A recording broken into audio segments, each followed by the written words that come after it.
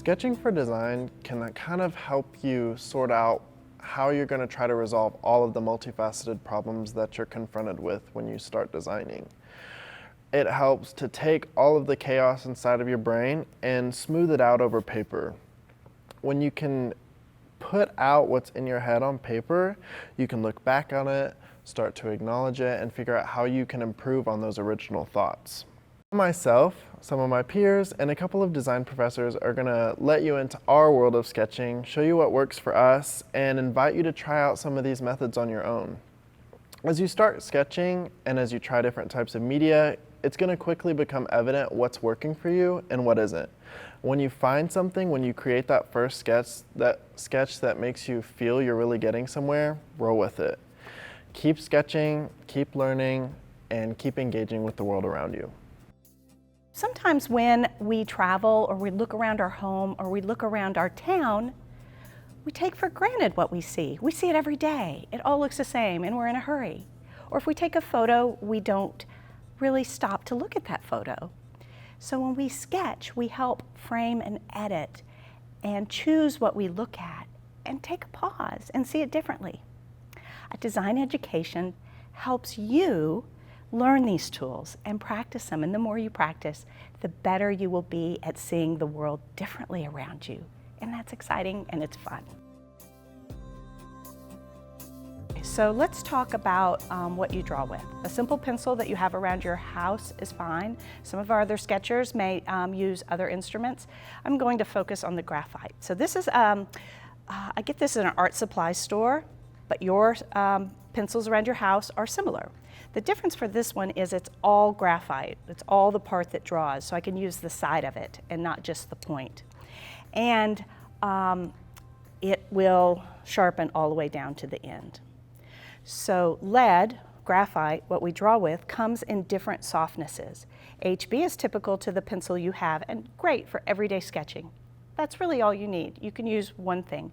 But if you do invest in a pencil set, it will come with a variety of them, and the B's are softer and darker, and the H's are harder, H for hard, and they're lighter. So what I like to do is build up my drawing gradually, starting with light lines, so I don't have to erase. My goal is to not erase, and just to keep layering my graphite lines, my pencil lines, my sketch lines. So I've picked my HP pencil, and I have my subject, I've framed it. And so now one of the tools we use to help us understand perspective is we can hold our pencil up over what we're looking at. Sometimes it helps to close an eye, and we see that angle. It's perspective line. And one of our goals is, as we improve on sketching, is to see the world as it is and then improvise a little bit on top of it. So I take that, pull it down to my page, and start to draw a line. So line making, mark making, sometimes we call it mark making. I'm not scribbling back and forth. I'm drawing the instrument across the page. Its vertical lines are vertical. It's okay if they're squiggly. I'm testing my perspective. And right now I'm above my subject matter. I'm a little bit of a bird's eye view, right? Bird's eye view is a drawing term that you might hear, and I'm above it. Versus if I were underneath, what do you think that might be? How about a worm's eye view, right? And then if I'm at eye level, it would be an eye level view. So right now I'm above it. I'm just drawing my lines gently, and I'll put a couple of these flaps in. Maybe that's where my wall meets my floor, and they converge. So we might not do this pencil thing the whole time. I get a handle on my perspective lines, and I might stop. So this is where you would stop and check your drawing, right? And just see, does that look kind of like I want it to be? Some of my early professors would say, nice correction, if I caught it proportionate. So I'm looking at that long side of the box, and I see, oh, it's a little longer. So I'm not erasing, I'm just drawing over it. Remember, you're sketching, it's quick, it's in the in situ, as they say, right out in your environment. So I have my box. Now I might start to add a little weight. So I see I have a dark side of the box and I have a light side, and I also have the outline profile of the box. So a lot of times what we do is we'll pop the outline, what's meeting air, what's beyond. If you imagine seeing a building where it meets the ground and where it meets the sky is sometimes darker, and then a little lighter where two materials come together. So I'm going to come in. Notice I'm using the side of my pencil and I'm also rolling it a little bit so it stays sharp, and I don't always have to sharpen it. If I go straight down, what happens? It breaks, right? Okay. So I've done that. Sometimes I like to cross my lines a little bit. I have a little bit of a squiggly line style. Some have a straighter line style. I try not to worry that mine might get a little messy. So now I'm going to go in and add a bit of personality. I have the outlines, it's popping. I want to show maybe the ground line beyond to weight the drawing. And now I'm going to talk about shade and shadow, right? So now I'm using the side of my pencil and I'm going to shade it. Most things have a light and dark side, and it gives them a sense of volume. It gives them a sense of depth. Now I just grabbed up my B pencil and we talked about softer. Let's see what that does. Oh man. Okay, there. In my job as an architect, it's how I communicate my ideas with clients and with other architects to collaborate and to make something better. As a student of design, it's how you communicate with your professor and your classmates to do the same thing, to collaborate and make your design better, or to sort through all those ideas that you have sketched out and find the best one to develop further and add detail. So whether it's an interior shot that I might pen and watercolor or put markers on to make it more refined and show a client, or whether it's an early messy sketch just to get at the essence of what I want to pursue, it serves an important part in my thinking.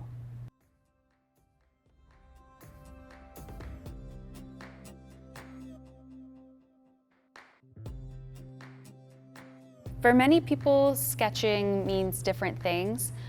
For some people, it's really literal and it's about exactly what they're looking at. For others, it's more documenting an experience or sounds that they're hearing or different things that they're feeling. It's not always exactly what reality is. It's more the atmosphere that you're taking away from it, or what are your other senses getting out of the situation other than what you're just seeing. And it also can come down to the medium that you're working with, whether that be pen or graphite, pencil, watercolor, Conte, other really loose pastels. There's lots of different mediums that you can use for this. Today, my personal favorites are working with graphite and watercolor together. My favorite way to kind of approach watercolor is to not necessarily paint exactly what you're looking at, but to kind of interpret it between what's in the light and what's not. Because what's easier to do with watercolor is to almost paint the darker things first and to kind of work your way into the lighter spots so that you can leave some parts on your page completely white. First, I'm kind of going to start and just get a really rough outline of what it is that I'm looking at. Also, you don't need an eraser. It's okay to mess up. You often can start really light and you can later rub those lines away or paint over them and they'll disappear, but sometimes it's great to sort of get a base idea of something started so that you can correct yourself as you go. And so now I'm going to kind of go in and give a few more things a little bit of a harder edge where I know that they'll be pretty fixed. So I'm going to start with the first kind of getting going with the watercolor. I personally carry most of my water for my watercolor inside of a small Tupperware. It's really easy to kind of throw it in your bag and take other places and you're not worried about it leaking anywhere. And I also have a little side piece of paper here, which is great for, getting off the excess water off your brush, but also being able to kind of swatch the colors that you're creating. So we're going to go in with this sort of cool burnt orange color I like.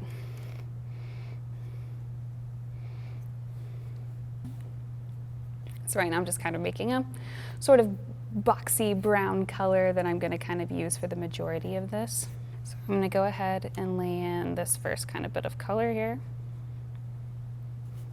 And right now, even though there's not a line directly right here, I'm going to create that line with the watercolor because that's where the shadow starts. So you don't always necessarily have to draw every single line that you see because you can create that with light and shadow.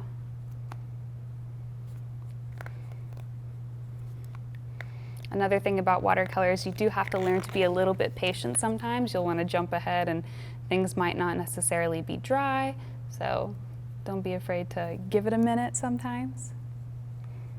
So right now I'm kind of going in to fill in the parts that are the darkest and sort of the same tone of that color.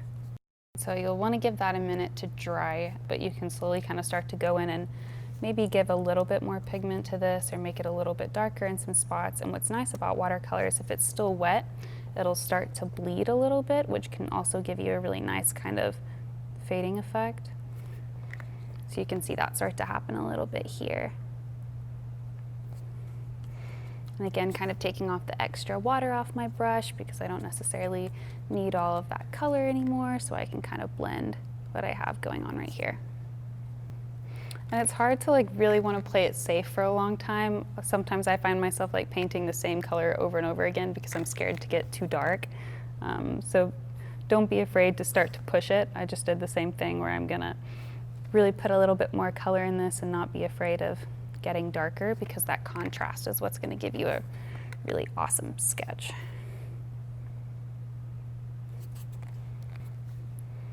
Now I'm gonna kind of start to work a second color to potentially use for the lighter parts of my box. My watercolor set actually has a white. They don't always come with one, but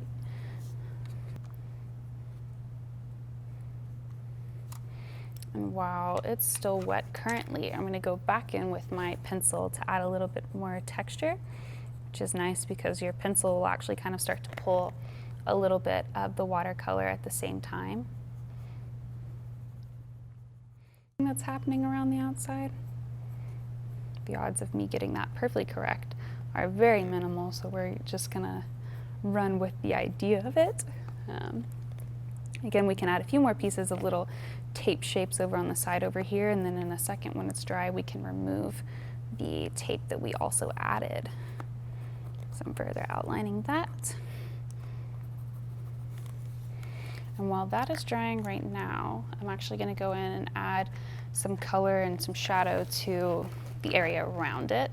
So there's actually a pretty dark shadow right underneath our box that's kind of almost black, but in sort of the range of blue, so you'll kind of have to find a combination of the two. If your watercolor set doesn't come with the black, you actually can mix brown and blue. Since they are complementary colors on the opposite sides of the color wheel, they'll actually give you a neutral color. And so the more pigment you add, the darker sort of almost black-gray color you're gonna get. So you actually can make other colors that you need by combining colors that you do have. So we gave that line sort of in the background before where the box isn't in the light. So I'm actually gonna go in and add some depth to the background here.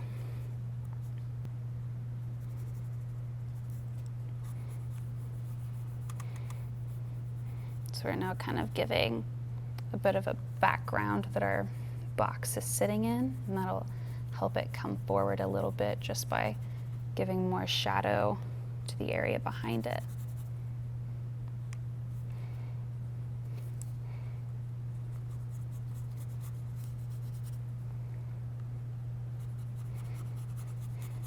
And you can definitely start to see how this isn't a perfect representation of what I'm looking at, but it's capturing sort of that light and color and sort of the grungy quality and used feeling that this box has, which is what I find to be the most appealing about it. So that is what I'm trying to capture with it. I'm gonna make a little bit more of this darker color. If you like how it looks, I'm gonna add a little bit of shadow to some of those white spots, so maybe they look like they're laying on top of the box a little bit, maybe like a piece of tape would.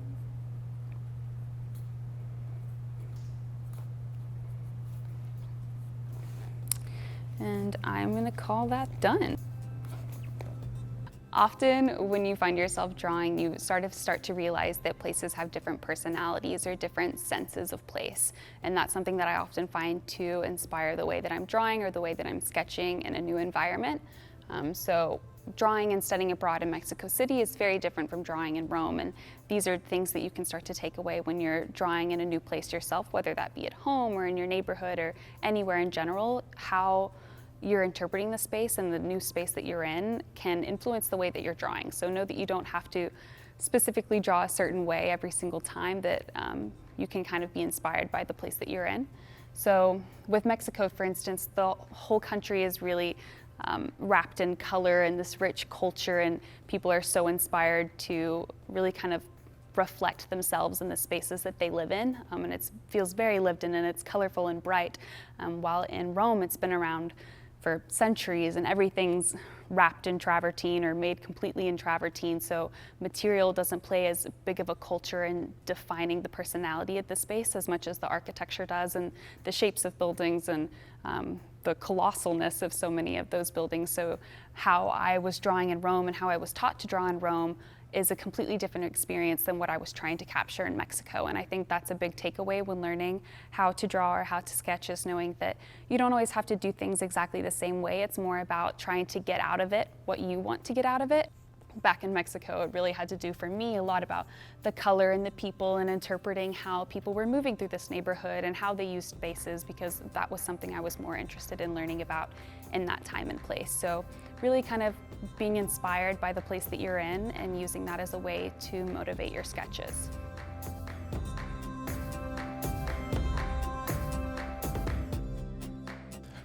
Hi, I'm Bo Burris. I'm a fifth-year landscape architecture student here at the FAY School. Sketching, to me, I'm a little bit of a rule breaker when it comes to sketching, but that's okay because I believe sketching is for yourself. When I'm drawing something, I want to remember it the way I saw it, not the way I want somebody else to see it. So for this box, I'm going to start with a pretty basic foundation of just the box, and then I'm going to add something that I like to do to help me remember what was important, not just about the box itself, but about the entire moment. So I'm going to start with making kind of a loose foundation. I draw, and usually just a really fine ballpoint pen with really nice ink. I like the cleanliness of the line and then the messiness of the scratches from the way I use it. So I start by building a foundation with just dots. These are easy to cover up if I mess something up, and just help overall with how I'm going to frame the drawing on the piece of paper. So I'm going to start with dots just at the corner of this box and where the flaps are falling, and then I'm just going to do quick, sketchy, rough lines.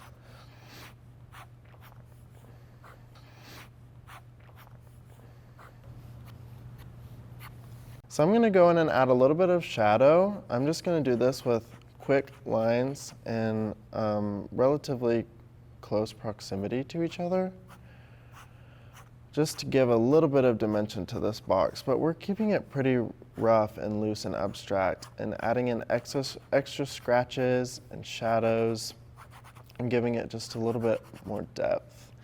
There's some markings on this box that I want to record because I think they make this box pretty interesting compared to any other boxes. Looks like there's some drawings on one of these pieces of the lid. And then what I like to do once I have this basic form of the box is add some things that remind me maybe how I was feeling that day, what I was doing, what my intentions were. So right now, I'm feeling contemplative because I haven't been back in this building in a long time and I miss it very much. So I'm going to add in a human figure that helps me remember how I was feeling that day. This is something I do all the time and I don't think designers utilize enough. I'm going to have a figure peeping out of the box, way out of scale. I like a little bit of surrealism to add into these sketches. I think they make them not only interesting to look at, but far more memorable to me. So I'm going to have this figure kind of laying his little head down from inside the box, looking a little bit morose. And I just like loose, scratchy, bold. Those are my favorite things. I'm going to add a little shadow from him. And then a little bit of texture to the background, because I'm not just drawing this thing in empty space. And maybe a little bit of what's behind it. There's some paneling on these walls, so I'll give a little indication that there's something behind it, a backdrop. And that, I would say, is just about done.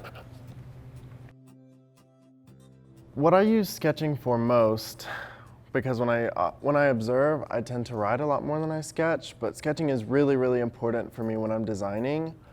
And sketching just doesn't have to be pen or pencil on paper. It can be digital, it can be collage, it can be painting. I tend to use digital collage a lot, especially when I start a project. So this project is right now it's a parking lot off of Dixon Street here in Fayetteville, our entertainment district. And our assignment was to turn this parking lot into a park. So our first assignment was to kind of distill what makes Fayetteville, Fayetteville. And to do that, I used digital collage. And what came of that is this purple drawing right here, where I was kind of trying to sort out, we have a saying in Fayetteville called "Keep Fayetteville Funky," and I was kind of trying to translate that onto paper and color. So purple and orange just kind of have a funk vibe to them. So I went with a lot of those colors and just kind of quickly and almost messily compiled all of these images together, which to me evoked a sense of the city. From there, I continued to develop concepts, and I came up with, we had an assignment to create a sculpture, and these drawings here were the first pass of a sketch of that sculpture. These, like I said, kind of follow the scratchy, rough way that I tend to do most of my sketches. And they explore kind of the relationship of all of these buildings and the spaces between. That's the whole thing about this parking lot. It's kind of just a space between. So I wanted to develop a sculpture that kind of explored that and what would happen if that space was divided up. That translated directly into the concept for the park, which I came up with in this tiny little thumbnail sketch that we can blow up about taking all of these important buildings and drawing direct, quick lines through all of them. And then in the space that those new lines created, creating a series of outdoor rooms which explored some aspect of Ozark's nature. The first of these rooms, and my favorite, was the river room, where it's kind of a typically formal water feature with all sorts of blocks and walkways, and it's very hard and formal. And then washes of native river gravel and native plants occupied these kind of artificial gravel bars in between the formal elements to create a feeling perfectly in between formality and the raw, natural chaos of a real Ozark river. This is a plan drawing that you can see directly coming from this sketch. It pretty much follows this drawing exactly. That was the drawing that really got the ball rolling, especially where these rooms were. And sketching is important for developing drawings like this and drawings like this, because these take a really long time. They're really labor intensive. So it's constructive to be able to just quickly line out what my intentions were.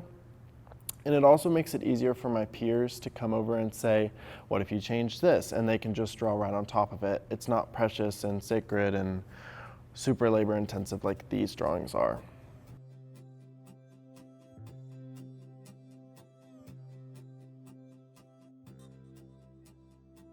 Hey y'all, I'm Carly McGuire. I'm a third-year interior design student here at the FAY Jones School, and today I'm talking to you about why sketching is important, and I'm doing an observational sketch right now of this box. So for an observational sketch, something I want to say is that the sketch only has to make sense to you. So just kind of draw what you're seeing, but also draw what your senses are experiencing at the same time. I draw with a lot of loose strokes. I don't always worry about accuracy when it comes to the perspective.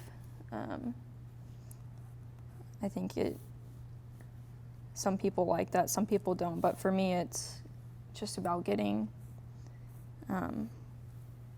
what I see and it making sense to my eye.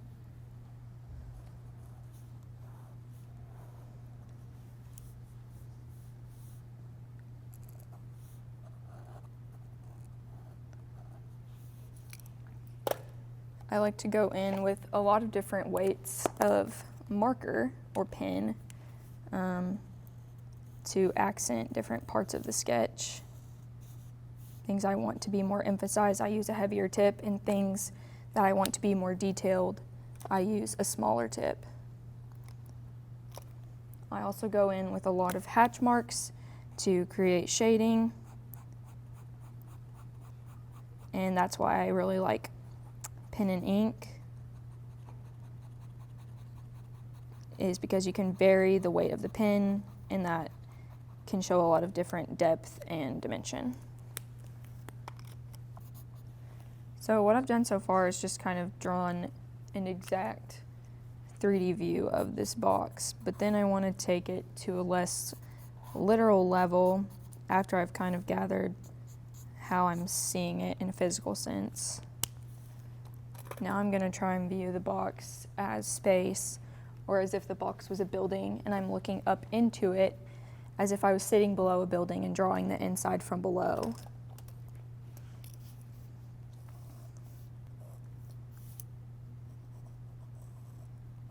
So I'm picturing a building as if I'm below it right here in the bottom, drawing different floors.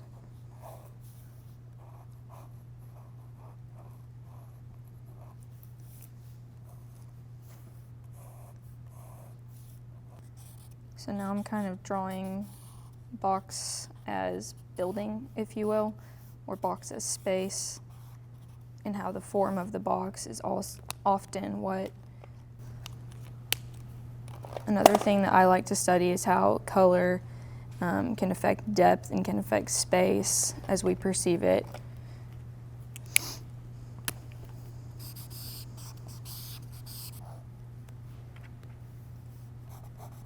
Trying to look at this box as a room.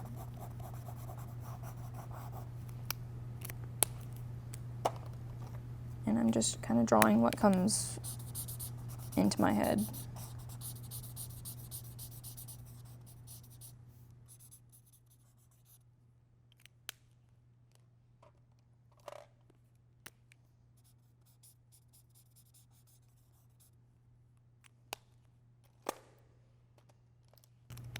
So putting this color in has kind of made it where you can see the flat pattern as a three-dimensional space on the page. And that's a technique that I employ a lot when I'm drawing, along with hatch marks, lots of loose lines. And like I said, the drawing doesn't have to make sense to anyone else but you. And that's one of my favorite things about observational sketching. Another thing that I do a lot when I sketch is incorporate different found objects, if you will.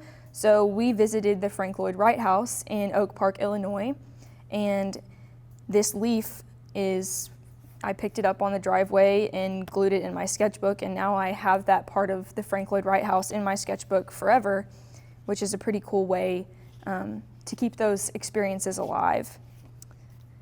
I also draw really loosely sometimes when I travel, and so looking back at these, it doesn't always make sense, but it makes sense at the time, which is important. This is some sketches I'm pretty proud of, little bitty drawings of different Chicago buildings that I later included in a presentation. at a final review pinup.